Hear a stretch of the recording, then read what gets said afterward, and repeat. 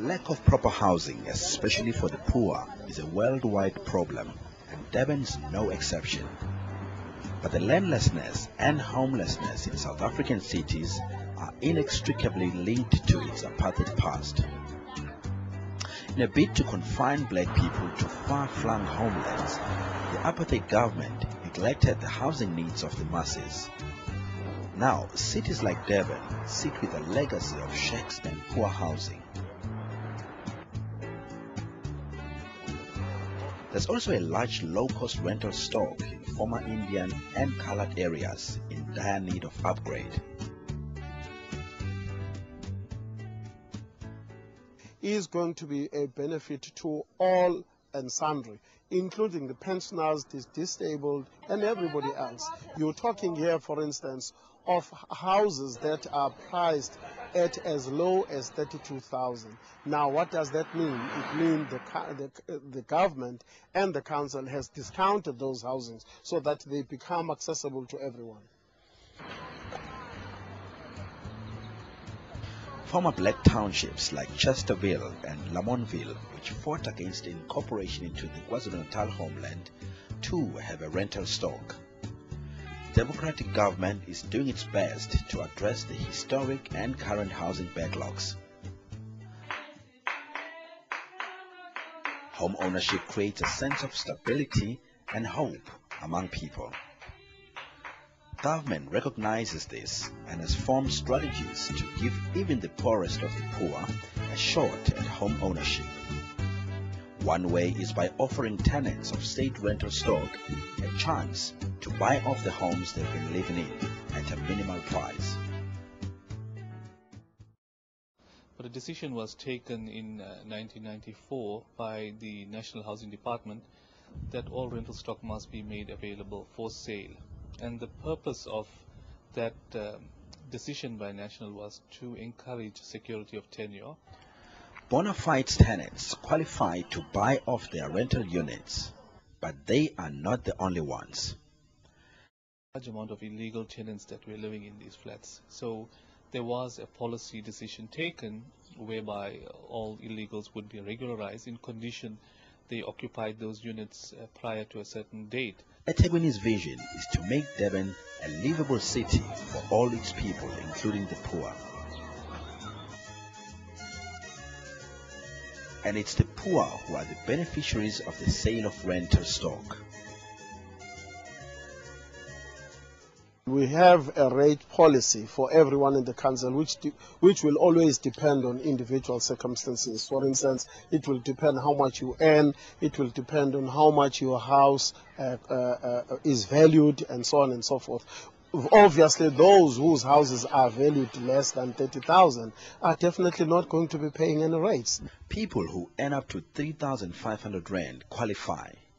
The formula is such that in most instances, buyers will end up paying virtually nothing. The historical cost of these units with the land cost was below 7,500. So after the discount, effectively these people were given these units free of charge. The sales campaign has been slowed by the poor condition of the units.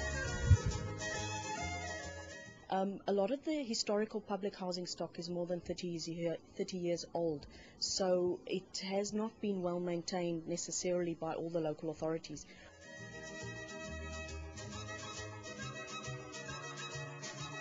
$124 million has been allocated to upgrade the rental units, and more money is being sought from local and national government. And so, people like Edward Nkosi Khumalo are becoming proud homeowners. It's your property, it becomes able to be used as security, and so on and so forth. So it's bringing wealth to an individual so that the individual can begin to realize his or her potential. There's a sense of ownership and pride, but the unemployment and joblessness remain a challenge. But even those who are not in a position to buy immediately are keen to do so someday. So we love to buy because we don't have any other shelter. This is the only thing. Luckily, the council is using and training local unemployed people to repair and improve the rental stock before they are sold off. Many units are in a dire condition.